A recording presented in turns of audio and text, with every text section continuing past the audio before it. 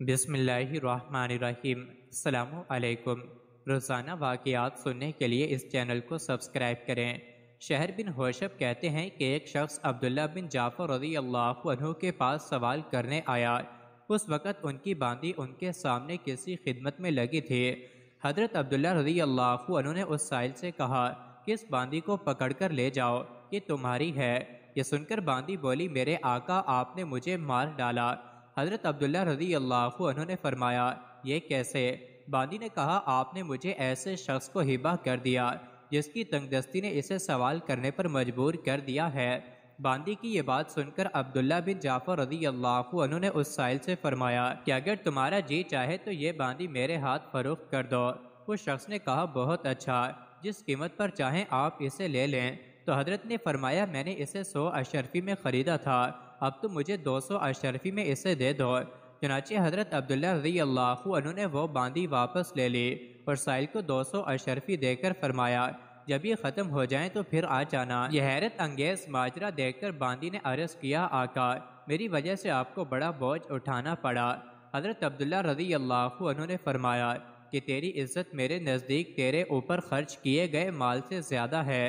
حضرت عبداللہ بن جعفر رضی اللہ عنہ پڑوس کے 40 خاندانوں پر خرچ کیا کرتے تھے اور عیدین کے موقع پر ان کے لیے کپڑے وغیرہ بنا کر بھیجتے تھے۔ ایک مرتبہ آپ کا گزر ایک بستی پر ہوا۔ گرمی سے بچنے کے لیے آپ ایک کھجور کے باغ میں ایک درخت کے سائے میں آرام فرما ہوئے۔ اسی دوران آپ نے دیکھا کہ ایک حبشی غلام باغ کی نگرانی پر مامور ہے۔ اس کے لیے دوپہر کا کھانا لایا گیا جس میں روٹی کے چند ٹکڑے تھے۔ جب اس غلام نے کھانے کا ارادہ کیا تو وہاں ایک کتا آ پہنچا۔ اس نے روٹی کا ایک ٹکڑا کتے کے سامنے پھینک دیا۔ جب وہ کھا چکا تو دوسرا اور تیسرا ٹکڑا بھی پھینک دیا۔ عبداللہ رضی اللہ عنہ یہ ماجرا دیکھ رہے تھے۔ آپ نے اس غلام سے پوچھا کہ روزانہ تمہارے کھانے کا کیا انتظام ہے؟ اس نے کہا کہ یہی روٹی کے 3 ٹکڑے آ جاتے ہیں۔ حضرت عبداللہ رضی اللہ عنہ نے پوچھا، پھر تم نے اپنے مقابلے میں کتے کو کیوں ترجیح دی؟ تو اس غلام نے جواب دیا کہ بات یہ ہے کہ یہ علاقہ کتوں کا نہیں ہے، یہ کتا بہت دور سے چل کر میرے پاس آیا ہے، میں نے یہ پسند نہیں کیا کہ یہ بیچارہ محروم واپس جائے۔ حضرت عبداللہ رضی اللہ عنہ نے پوچھا، پھر اب تم دن بھر کیا کرو گے؟ غلام نے جواب دیا کہ اب میں اگلے دن تک بھوکا رہوں گا۔